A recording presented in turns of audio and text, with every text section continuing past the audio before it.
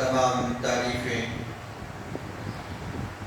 ساری بڑائیاں، ہر قسم کی حمد و ثنا، پاکی و بزرگی اللہ رب العالمین خالق کون و مکان مالک ارض و سما کے لیے لائق و زیبا ہے، جو ساری کائنات کا پالنہار اور مربی ہے۔ بعدہ بے شمار درود و سلام نازل ہو اللہ کے آخری نبی، رحمت للعالمین، شفیع المذنبین، جناب محمد رسول اللہ صلی اللہ علیہ وسلم کی ذات مطہرہ مبارکہ پر۔ محترم بزرگوں، دوستوں، پردہ نشین اسلامی ماں اور بہنوں، اللہ تبارک و تعالی نے ہمیں پیدا فرمایا ہے، پیدا فرما کر کے اس دنیا کے اندر بسایا ہے، اور زندگی گزارنے کے جتنے لوازمات اور ساز و سامان ہیں وہ ساری چیزیں اللہ تبارک و تعالی نے ہمیں وہاں پہنچائی ہیں۔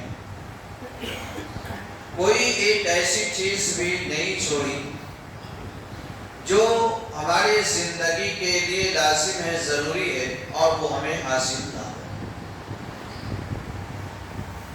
اللہ تبارک و تعالی اپنے بندوں پر مہربان ہے، شفقت فرماتا ہے۔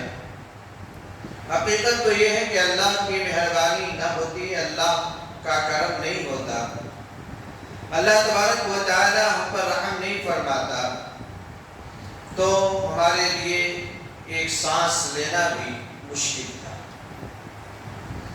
اور اللہ تبارک و تعالی کا، اس کی شفقت و مہربانی کا عالم یہ ہے کہ اس کائنات کے اندر اللہ جہاں مسلمانوں کو اپنی رحمتوں سے مالا مال کرتا ہے، وہیں وہ لوگ جو اللہ کا انکار کرتے ہیں، اللہ کے ساتھ دوسروں کو شریک بناتے ہیں، اللہ کے حکم کی نافرمانی کرتے ہیں، اللہ تبارک و تعالی انہیں بھی زندگی کا سامان وہاں پہنچاتا ہے، اور انہیں بھی لوازمات زندگی سے اللہ تبارک و تعالی سرفراز کرتا ہے۔ اللہ تبارک و تعالی کا ایک قانون یہ ہے کہ جب بندہ معصیت کے اندر، برائیوں کے اندر، گناہوں کے اندر، اللہ کی نافرمانی کے اندر، فسق و فجور کے اندر مبتلا ہوتا ہے، تو بطور تنبیہ، آگاہی اور خبردار کرنے کے لیے اللہ تبارک و تعالی مختلف حالات سے دوچار کرتا ہے۔ تنگی، بدحالی، پریشانی اور کئی طرح کے مسائل اور مشکلات میں مبتلا کر کے اللہ تبارک و تعالی اسے بیدار کرتا ہے۔ یہ تکلیفیں، یہ پریشانیاں، یہ مسائل، یہ مشکلات انسان کو بیدار نہ کر سکے، اللہ کی طرف رجوع کرنے پر مجبور نہ کر سکے، تو یہ پھر انتہائی بدبختی اور بدنصیبی کی بات ہوگی۔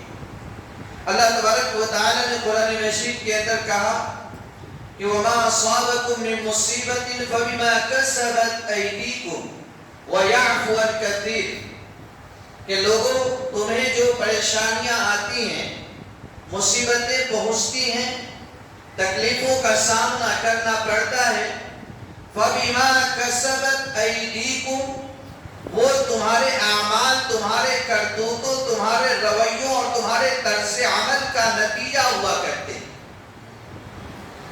وَيَعْفُو عَن كَثِيرٍ، لیکن وہ شفقت و مہربانی اور رحم و کرم والا رب ایسا ہے کہ تمہارے ہر گناہ پر، تمہاری ہر غلطی پر، ہر خطا پر تمہاری پکڑ اور گرفت نہیں کرتا، بلکہ وَيَعْفُو عَن كَثِيرٍ، تمہاری بہت ساری غلطیوں کو، گناہوں کو، خطاؤں کو وہ درگزر کر دیتا ہے. چند غلطیوں، گناہوں اور خطاؤں پر تمہیں پکڑتا ہے اور مسائل اور مشکلات میں، پریشانیوں میں، آلام میں مبتلا کر کے تمہیں خبردار اور ہوشیار کرتا ہے. آج ہندوستان کے اندر ہمیں کئی سارے مسائل اور مشکلات کا سامنا ہے. موجودہ حکومت نے ہمارے لیے، ہمارے جسمانی اور ذہنی ٹارچر کے لیے مختلف طریقے اور مختلف وسائل ایجاد کر لیے. وقتاً فوقتاً ان کو بروقار لایا جاتا ہے اور کبھی ایسا لگنے لگتا ہے کہ اب زندگی پرسکون ہو رہی ہے، زندگی میں جو ہلچل تھی وہ تھم رہی ہے، ذہنی طور پر کچھ راحت اور سکون محسوس ہو رہا ہے. ایسے میں ایک شوشہ چھوڑ دیا جاتا ہے اور پھر سے مسلمان ذہنی اور جسمانی طور پر اپنے آپ کو مسائل اور مشکلات میں گرا ہوا پاتا ہے. ابھی ہم نے دیکھا کہ موجودہ حکومت نے وقف بل پاس کیا ہے، ایک نیا ایکٹ وہ لائے ہیں. پرانے وقف قانون کے اندر ترمیم کیا گیا ہے اور بہت ساری ترمیمات کیے گئے ہیں، اور ان ترمیمات کے ذریعہ دراصل دیکھیں تو مسلمانوں کی وہ جائیدادیں جو وقف کے نام سے ہندوستان کی سرزمین پر، ہندوستان کے مختلف صوبوں اور مختلف خطوں میں موجود ہیں، ان پر حکومت اپنا ہولڈ بنانے اور ان جائیداد اور زمینوں سے مسلمانوں کو بے دخل کرنے کا پروگرام بنا رکھا ہے. سب سے پہلے ہم جانتے ہیں کہ یہ وقف کیا ہے. ہم لوگ وقف بل، وقف ایکٹ، وقف بورڈ سنتے رہتے ہیں. وقف کیا ہے؟ دراصل یہ صدقہ جاریہ کی ایک شکل ہے. وقف صدقہ جاریہ کی ایک شکل ہے. اللہ تبارک و تعالیٰ نے اس دنیا کے اندر کسی کو امیر بنایا، کسی کو غریب بنایا، کسی کو دولت و ثروت سے نوازا ہے اور کسی کے پاس جو ہے ڈیلی روزانہ کے خرچ کا بھی سامان مہیا نہیں. اللہ نے کہا نحن قسمنا بینہم معیشتہم فی الحیات الدنیا، کہ ہم نے دنیا کے اندر لوگوں کی معیشت اور روزی کو تقسیم کر دیا ہے. ورفعنا بعضهم فوق بعض درجات، اور بعض کو بعض پر فوقیت دی ہے، بعض کے درجات بعض پر بلند کیے ہیں. لیتخذ بعضهم بعضا سخریا، اس لیے کہ بعد ایک دوسرے سے وہ خدمت لے سکے، ایک دوسرے کے کام آ سکے. تو اللہ تبارک و تعالیٰ نے سب کو برابر نہیں بنایا، کسی کو مالدار بنایا، کسی کو غریب بنایا ہے، کسی کو اللہ تبارک و تعالیٰ نے اعلیٰ عہدہ اور منصب عطا کیا ہے اور کسی کو اس اعلیٰ عہدہ اور منصب سے محروم رکھا ہے. کسی کو اللہ تبارک و تعالیٰ نے بیش بہا علم عطا کیا ہے، کسی کو اللہ نے اس علم سے محروم رکھا ہے. اس میں اللہ کی مشیت ہے، مصلحت ہے، حکمت ہے. اور ایک حکمت اللہ نے یہ بیان کی، اس طرح سے جو فرق ہے اس کی بنیاد پر لیتخذ بعضهم بعضا سخریا، لوگ ایک دوسرے کے کام آئیں گے، لوگ ایک دوسرے کے کام کریں گے، لوگ ایک دوسرے کی ضرورتیں پوری کریں گے. اگر سب کو اللہ تبارک و تعالیٰ نے مالدار بنا دیا ہوتا، سارے کے سارے کو اللہ تبارک و تعالیٰ نے یکساں دولت دی ہوتی، تو کون کس کو بھاؤ دیتا، کون کس کے کام کرتا، کون کس کی ضرورتوں میں پیش آتا، کون کس کی حاجتیں پوری کرتا.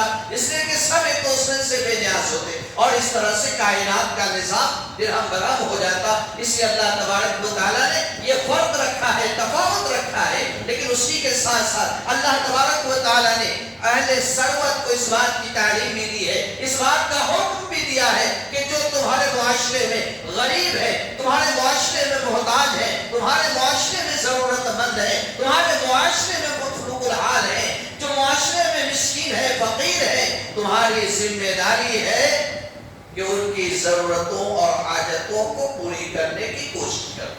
یہ مالداروں کی ذمہ داری اللہ نے دی ہے. اور اسی لیے اللہ تبارک و تعالیٰ نے زکات کا نظام بنایا ہے، عشر کا نظام بنایا ہے، اور فرض زکات اور عشر کے علاوہ نفلی صدقات و خیرات کی ترغیب دی ہے۔ اب صدقات دو طرح سے ہوتے ہیں، ایک تو انڈیویجلی آدمی جو ہے ٹیمپروری جو ہے کسی پر خرچ کرتا ہے، ایک آدمی بھوکا ہے اس کو کھانا کھلا دیا، ایک آدمی کو کپڑے کی ضرورت ہے اسے کپڑا دلا دیا، ایک آدمی کی بیٹی کی شادی ہے اس کے لیے جو ہے کچھ انتظام کر دیا، ایک آدمی بیمار ہے اس کی دوا علاج کا جو ہے انتظام کر دیا، بات ختم ہو جاتی ہے۔ اور صدقے کی دوسری شکل یہ ہوتی ہے جو صدقہ جاریہ کی شکل میں ہوتی ہے، یعنی ایسا کام آدمی کرتا ہے جو ہمیشہ باقی رہتا ہے، جس کے اثرات، جس کے فوائد ہمیشہ باقی رہتے ہیں، جس کے بارے میں اللہ کے نبی صلی اللہ علیہ وسلم نے فرمایا کہ اذا مات ابن آدم انقطع عمله الا من ثلاث، کہ جب آدمی مر جاتا ہے تو اس کے اعمال کا سلسلہ منقطع ہو جاتا ہے، ختم ہو جاتا ہے۔ اب دنیا کے اندر وہ کوئی عمل نہیں کر سکتا، اس لیے کہ اب دنیا سے چلا گیا ہے، برزخ میں کوئی عمل نہیں کر سکتا کہ وہ جو ہے عمل کی زندگی نہیں ہے، عمل گاہ نہیں ہے، بلکہ یہ دنیا کی زندگی، یہ عمل کی زندگی ہے، یہ دنیا عمل گاہ ہے۔ تو یہاں عمل کرتا ہے، جب آدمی مر جاتا ہے تو اس کے اعمال کا سلسلہ ختم ہو جاتا ہے، اعمال کا سلسلہ منقطع ہو جاتا ہے۔ اللہ کے نبی کہتے ہیں الا من ثلاثہ، لیکن عمل کا سلسلہ ختم ہو گیا، اب وہ کوئی عمل نہیں کر سکتا، کوئی نیکی نہیں کر سکتا، نماز نہیں پڑھ سکتا، روزہ نہیں رکھ سکتا، زکات نہیں دے سکتا، خیرات نہیں کر سکتا، قرآن کی تلاوت نہیں کر سکتا، اللہ کا ذکر نہیں کر سکتا، دوسری کوئی نیکی نہیں کر سکتا، اب اس کے نیکیوں کا سودا خشک ہو چکا ہے، اب اجر و ثواب اسے حاصل نہیں ہو سکتا۔ لیکن تین چیزیں ایسی ہیں کہ مرنے کے بعد بھی اس کو اجر پہنچاتی رہے گی، ثواب اس کو ملتا رہے گا۔ پیارے نبی صلی اللہ علیہ وسلم نے کہا کہ الا من ثلاث، تین چیزیں ایسی ہیں، صدقۃ جاریہ، صدقہ جاریہ کیا اس نے تو اس کا فائدہ اس سے حاصل ہوگا، اور علم ينتفع به، مر گیا دنیا سے چلا گیا لیکن دنیا کے اندر ایسا علم چھوڑ کر کے گیا ہے کہ اس کے مرنے کے بعد بھی لوگ اس سے فائدہ اٹھاتے ہیں، تو جب تک اس کے علم سے لوگ فائدہ اٹھاتے رہیں گے اسے اجر و ثواب ملتا رہے گا۔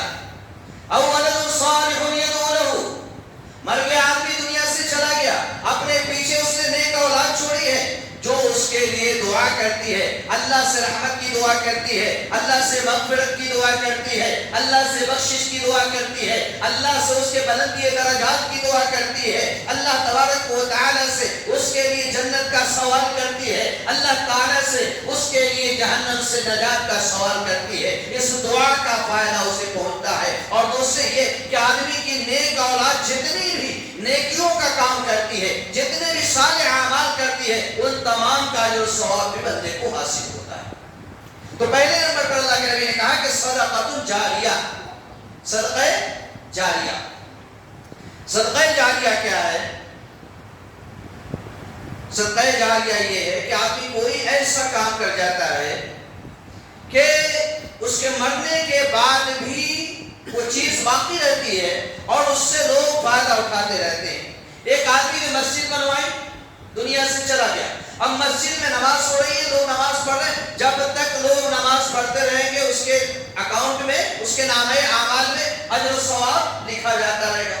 ایک آدمی نے مدرسے بنوائے، وہاں بچے تعلیم حاصل کرتے، آدمی چلا گیا، جب تک وہاں تعلیم و تعلم کا سلسلہ جاری رہے گا، لوگ پڑھتے اور پڑھاتے رہیں گے، یہ سلسلہ بڑھتا رہے گا اور اس کے نامۂ اعمال میں اجر و ثواب لکھا جاتا رہے گا۔ ایک آدمی نے کنواں کھودوا دیا، لوگ پانی پیتے، بور ویل لگا دیا، لوگ اس سے پانی لیتے ہیں، استفادہ کرتے، جب تک لوگ اس سے فائدہ اٹھاتے رہیں گے، پانی پیتے رہیں گے، پانی استعمال کرتے رہیں گے، اس کے نامۂ اعمال میں اجر و ثواب لکھا جاتا رہے گا۔ یہ صدقہ جاریہ ہے۔ وقف و صدقہ جاریہ کی ایک شکل ہے۔ عام صدقات میں کیا ہوتا ہے کہ آدمی کسی خاص شخص کو وہ چیز سونپ دیتا ہے اور وہ اس کا مالک بن جاتا ہے، لیکن وقت میں یہ ہوتا ہے کہ جو چیز وقت کی جاتی ہے وہ کسی کی ملکیت نہیں بنتی، وہ دین کی ملکیت ہوتی ہے، اللہ کی ملکیت ہو جاتی ہے۔ ہم نے مسجد کے لیے زمین وقف کیا تو یہ کسی بھی فرد کی زمین نہیں ہوگی، نہ مسجد کے صدر کی ہوگی، نہ مسجد کے سیکرٹری کی ہوگی، نہ مسجد کے مصلی کی ہوگی، اور نہ کسی اور کی ہوگی. یہ مسجد کی جگہ ہوگی اور لوگ اس سے فائدہ اٹھانے کے مستحق ہوں گے. ایک آدمی نے وقت کے طور پر کنواں کھدوا دیا تو کنواں کسی کی ملکیت نہیں ہوگی، ہر آدمی اس سے فائدہ اٹھائے گا، پانی پیے گا. اسی طرح سے کوئی بھی چیز ہے جب آدمی وقت کرتا ہے، اب یہاں پر یہ ہوتا ہے کہ کسی خاص پرپس کے لیے کر رہا ہے، یہ عام فلاحی کام کے لیے کر رہا ہے. اگر کسی خاص پرپس کے لیے کر رہا ہے تو وہی خاص کام کرنا وہاں ضروری ہے. عام فلاحی کاموں کے لیے کر رہا ہے تو ہر کام وہاں کیا جا سکتا ہے. جیسے مسجد کے لیے کسی نے زمین وقف کی تو وہاں مسجد بنانا ہی ضروری ہے. کسی نے مدرسے کے لیے زمین وقف کی تو وہاں مدرسہ بنانا ضروری ہے. لیکن اگر کوئی ایسے وقت پڑتا ہے کہ زمین ایک جائیداد کا حصہ کہ یہاں پر کوئی بھی فلاحی کام کیا جائے، کوئی بھی چیریٹی والا کام کیا جائے جس سے کمیونٹی کو فائدہ پہنچے، تو وہاں کوئی بھی خیر کا کام، اچھائی کا کام، بھلائی کا کام، غریبوں کی، ضرورت مندوں اور محتاجوں کی مدد اور تعاون کا کام کیا جا سکتا ہے.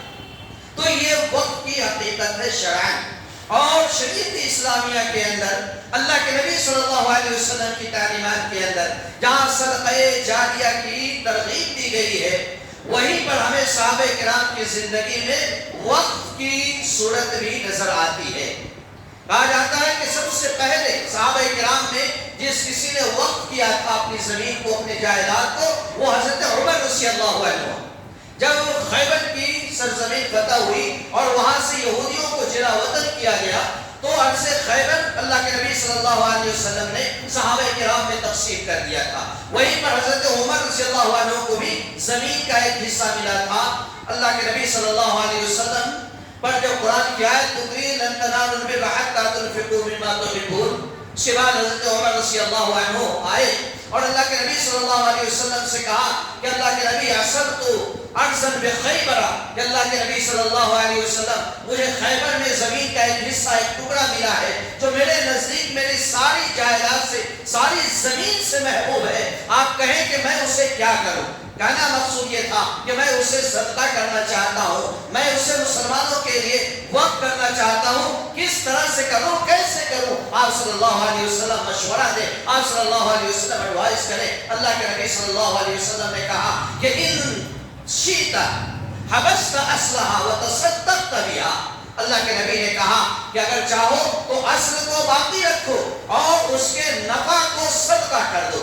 یعنی وہ زمین بیچو نہیں، وہ زمین کسی کو ہبا نہ کرو، بلکہ وہ زمین باقی رہے گی اور اس زمین کا فائدہ لوگوں کو پہنچے گا. جو غریب ہے، محتاج ہے، ضرورت مند ہے، زمین سے اگر باغ ہے وہاں سے پھل نکلے گا، کھیت ہے وہاں سے اناج نکلے گا، وہ غریبوں میں، مسکینوں میں، ضرورت مندوں میں، حاجت مندوں میں تقسیم کر دیا جائے گا اور اس سے غریبوں محتاجوں کی ضرورتیں پوری ہوں گی. اور پھر حضرت عمر رضی اللہ عنہ نے اسے اللہ کے لیے وقف کر دیا. اسی طرح سے حضرت عثمان رضی اللہ عنہ نے میرے روما کو خرید کر کے وقف کیا تھا. جب اللہ کے نبی صلی اللہ علیہ وسلم مدینہ تشریف لائے تو ایک کنواں تھا جو یہودیوں کے قبضے میں تھا. مسلمانوں کے لیے پانی لینا مشکل تھا، پانی کی ضرورتیں پوری کرنا مشکل تھا. حضرت عثمان غنی رضی اللہ عنہ نے اللہ کے نبی صلی اللہ علیہ وسلم کی ترغیب پر اللہ کے نبی صلی اللہ علیہ وسلم نے کہا تھا کہ کون ہے جو اس کنویں کو خرید کر کے مسلمانوں کے نفع کے لیے عام کر دے اور اس کے بدلے میں اللہ کی یہاں وہ جنت حاصل کرے. حضرت عثمان غنی رضی اللہ عنہ نے اٹھ کر کہا تھا کہ اللہ کے نبی میں اس کام کے لیے تیار ہوں. اور پھر انہوں نے یہودی سے وہ جو ہے کنواں خرید کر کے مسلمانوں کے لیے وقف کر دیا تھا. اس طرح سے کئی سارے صحابہ نے اپنی جائیداد اور اپنی پراپرٹی دین کے لیے وقف کیا، دینی کاج کے لیے وقف کیا، غریب مسلمانوں کے لیے وقف کیا اور یہ سلسلہ چلتا ہوا آیا. ہندوستان کے اندر بھی جب اسلام آیا تو ہندوستان کے اندر بھی مسلمانوں نے اپنی جائیداد، اپنی پراپرٹی، اپنی زمینیں، اپنے باغات، اپنے کھیت جو ہے اللہ کے لیے وقف کیے، دین کے لیے وقف کیے، دینی کاج کے لیے وقف کیے. اگر اس حکمرانوں کی بات کی جائے اور ہندوستان کے اندر وقف بورڈ کے اندر جو ریکارڈ موجود ہے اس میں سب سے پہلا وقف سلطان محمد غوری کا معلوم ہوتا ہے کہ انہوں نے سب سے پہلے وقف کیا تھا. لیکن حقیقت یہ ہے کہ اس سے پہلے بھی مسلمانوں نے وقف کیا ہوگا جو آن ریکارڈ نہیں ہے، جو آن ریکارڈ نہیں ہے. لیکن جو پہلا ریکارڈ موجود ہے وہ سلطان محمد غوری کا ہے۔ بہرحال اس طرح سے مسلمانوں نے بے شمار جائیدادیں وقف کی۔ اس وقت جو ہے وقف بورڈ کے ریکارڈ کے مطابق مسلمانوں نے جو جائیداد اور پراپرٹی وقف کی ہے 9,72,000 ایکڑ زمین ہے۔ 9,72,000 ایکڑ زمین ہے۔ کتنی بڑی زمینیات تھی جو مسلمانوں نے وقف کی ہے۔ اب ان زمینوں کو منظم کرنے کے لیے، ان زمین کو فائدہ مند بنانے کے لیے جو مختلف دور میں مختلف کوششیں ہوئی۔ سب سے پہلے 1810 عیسوی میں وقف ایکٹ بنا تھا انگریزوں کے زمانے میں۔ پھر اس میں ترمیم ہوتا رہا، تبدیلی ہوتی رہی، چلتے چلتے جو ہے 1954 میں آزادی کے بعد وقف ایکٹ بنایا گیا۔ پھر اسے منسوخ کر کے 1995 میں وقف ایکٹ بنایا گیا اور باضابطہ وقف بورڈ قائم کیا گیا۔ ایک وقف جو ہے کونسل بنایا گیا جو سینٹرل کے ماتحت، اور اس کے ماتحت مختلف صوبوں میں 32 ریاستی وقف بورڈ ہیں۔ اس میں بعض جگہوں پر شیعہ سنی وقف بورڈ الگ الگ ہیں۔ تو اس طریقے سے ان وقف بورڈوں کا اصل جو ہے مقصود یہ تھا کہ جو وقف کی زمینیں ہیں، پراپرٹی ہیں، اگر لوگوں کے قبضے میں دوسرے لوگ اس پر جو ہے قبضہ جمائے ہوئے ہیں تو ان قبضوں کو ختم کرایا جائے، ان زمینوں کو ڈیولپ کر کے جو ہے اس کو زیادہ سے زیادہ کارآمد بنایا جائے، مفید بنایا جائے، اور اس طرح سے مسلمانوں کے لیے، مسلم کمیونٹی کے لیے یہ وقف کی جائیدادیں فائدہ مند ہوں۔ حکومتوں نے قانون تو بنائے ضرور، لیکن یہ بھی حقیقت ہے کہ وقف کی بہت ساری زمینیں حکومت کے قبضے میں رہی۔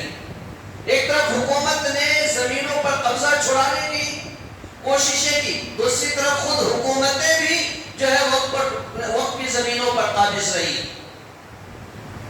تو 1995 میں جو وقف ایکٹ بنا تھا، پھر اس کے اندر 2013 میں آخری ترمیم ہوا تھا، اور اس میں اور زیادہ ایسے قانون لائے گئے، قانون کی شکیں داخل کی گئی کہ اس سے زیادہ وقف زمینوں کو محفوظ کیا جائے، سیکیور کیا جائے۔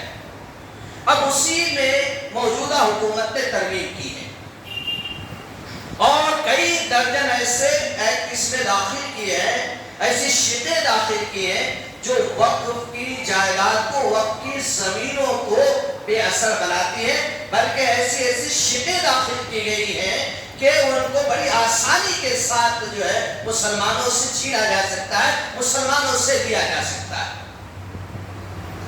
اس جو نیا قانون لایا گیا اس کے اندر ایک شک یہ داخل کی گئی ہے کہ اگر حکومتیں چاہیں تو وقف بورڈ کے اندر جو چیف ایگزیکٹو آفیسر ہوتا ہے وہ غیر مسلم ہو سکتا ہے، حالانکہ اب تک ایسا نہیں تھا۔ اسی طرح سے وقف کی جائیداد کے بارے میں اگر تنازع ہے، اختلاف ہے کہ یہ وقف کی زمین ہے یا نہیں، اس کے لیے ایک وقف ٹریبیونل بنایا گیا تھا کہ سب سے پہلے مقدمہ وہاں جائے گا اور وہ طے کرے گی کہ یہ وقف کی زمین ہے کہ نہیں ہے، اور اگر فریق مخالف اس سے مطمئن نہیں ہوتا تو آگے وہ کورٹس کے اندر جائیں گے، عدالتوں میں جائیں گے، لیکن سب سے پہلے مقدمہ وقف ٹریبیونل میں آ کر موجودہ قانون میں اس ایکٹ کو ختم کر دیا گیا۔ اب یہاں اختیار جو ہے ڈسٹرکٹ مجسٹریٹ کو، کلیکٹر کو دے دیا گیا ہے کہ اگر کسی زمین پر اختلاف ہے کہ یہ زمین وقف کی ہے یا زمین گورنمنٹ کی ہے، تو یہ فیصلہ جو ہے ضلع کلیکٹر کرے گا، اس کے عدالت میں یہ مقدمہ جائے گا، اور وہ جو فیصلہ کرے گا کہ یہ وقف کی زمین ہے تو وقف کی زمین مانی جائے گی، اگر وہ یہ فیصلہ کرے کہ یہ جو ہے حکومت کی زمین ہے تو حکومت کی زمین مانی جائے گی۔ اب ظاہر ہے کہ جو ہے کلیکٹر حکومت کا آدمی ہوتا ہے، حکومت کا جو منشا ہوگا، حکومت کا جو ارادہ ہوگا، حکومت جو چاہے گی وہی فیصلہ کرے گا، اور اس طرح سے وقف کی بے شمار جائیدادیں گورنمنٹ کے کھاتے میں چلی جائیں گی۔ فرقہ پرستوں نے 3000 مسجدوں کی لسٹ بنائی ہوئی ہے، جن کے بارے میں وہ یہ دعویٰ کرتے ہیں کہ یہ 3000 مسجدیں مندروں کو توڑ کر کے بنایا گیا۔ اب ان تنازعات کو اگر کلیکٹر کے پاس لے جایا گیا، حکومت کے منشا کے مطابق وہ فیصلہ کر دے گا کہ بھائی یہ وقف کی زمین پر نہیں بنی ہے، یہ جو ہے حکومت کی زمین ہے یا فلانے کی زمین ہے، تو تو ظاہر ہے کہ وہ فلانے کی زمین ہو جائے گی. اس طرح یہ وقت کی ساری زمینیں ختم ہو جائیں گی.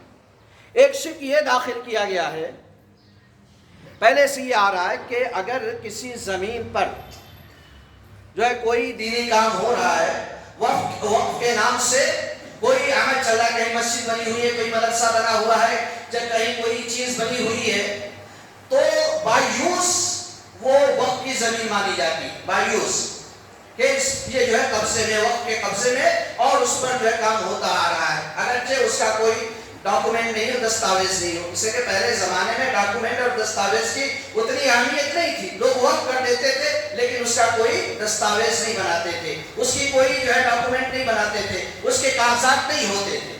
تو ایسے جو ہے قبضے کے تحت آ رہی.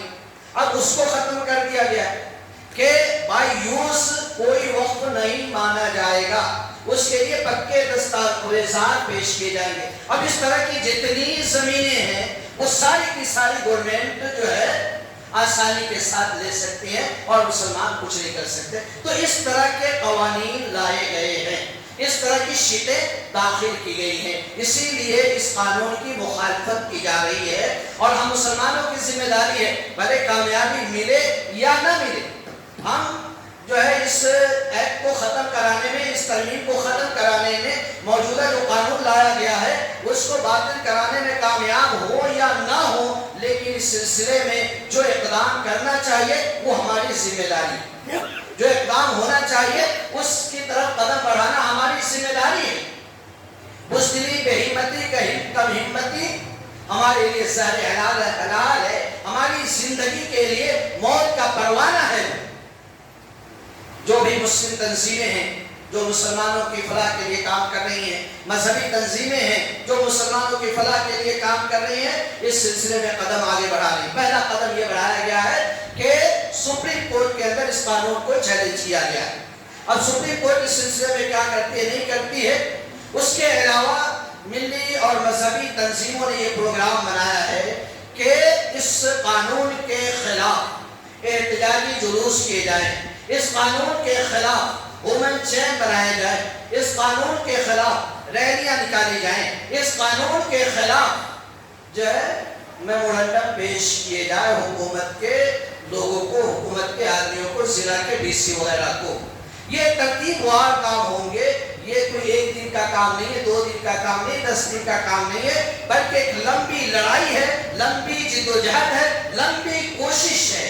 اور ہر مسلمان کو ان کوششوں کا حصہ ہونا چاہیے اور شرعی اور قانونی دائرے میں رہتے ہوئے ہمیں ان مذہبی اور ملی تنظیموں کا ساتھ دینا چاہیے. شرعی حدود میں بھی رہنا اور قانونی حدود میں بھی رہنا. نہ شرعی حدود کو پامال کرنا ہے اور نہ ہی ملک کے قانونی حدود کو پامال کرنا ہے. ان کے دائرے میں رہتے ہوئے اس قانون کے خلاف جو بھی اقدامات ہوتے ہیں ان میں ہمیں حصہ لینا چاہیے اور اپنا ایفرٹ ڈالنا چاہیے. اپنی طرف سے ہم جو کر سکتے ہیں وہ کرنا چاہیے. ہم جانتے ہیں کہ آج ہماری کم ہمتی اس قدر بڑھ گئی ہے کہ بہت زیادہ کی توقع نہیں کی جا سکتی. کسان بل لایا گیا تھا، کسان بل لایا گیا تھا، اس بل کو خط جو ہے قانون میں بنایا گیا. کسانوں نے احتجاج کیا اور 1 دن نہیں کیا، 2 دن نہیں کیا، 2 سالوں پر مشتمل جو ہے ان کے احتجاجات، ان کی ریلیاں، ان کے گھیراؤ وغیرہ رہے. 700 جانوں کی قربانیاں دی کسانوں نے. تب جا کر کے حکومت نے اس بل کو، اس قانون کو ختم کیا، واپس لیا ہے. تو اگر اس طرح کی کامیابی ہم چاہتے ہیں تو کئی قربانیوں سے ہمیں گزرنا ہوگا. یہ ایک تو اس کا ظاہری پہلو ہے، لیکن اس کا کئی باطنی پہلو بھی ہے. سب سے پہلے سوچنے کی بات یہ ہے کہ آج جو اس حالت سے ہم گزر رہے ہیں، پے در پے حکومت کی طرف سے ہمیں دبانے کچلنے کی جو کوششیں ہو رہی ہیں، کبھی اذان، کبھی نماز، کبھی وقت، کبھی طلاق، کبھی فلاں، کبھی فلاں، کبھی فلاں، اس طرح کے جو مسلسل اقدامات ہو رہے ہیں اور جو اقدامات ہماری ذلت، رسوائی، کمزوری، ناتوانائی کا سبب بن رہی ہے. ایسا کیوں ہے؟ یہ ہمارے کرتوتوں کا نتیجہ ہے، یہ ہمارے برے اعمال اور برے حرکتوں کا نتیجہ ہے. صرف وقت کا میں ایک چیز میں بتاؤں، انشاءاللہ آئندہ مزید اس پر گفتگو ہوگی.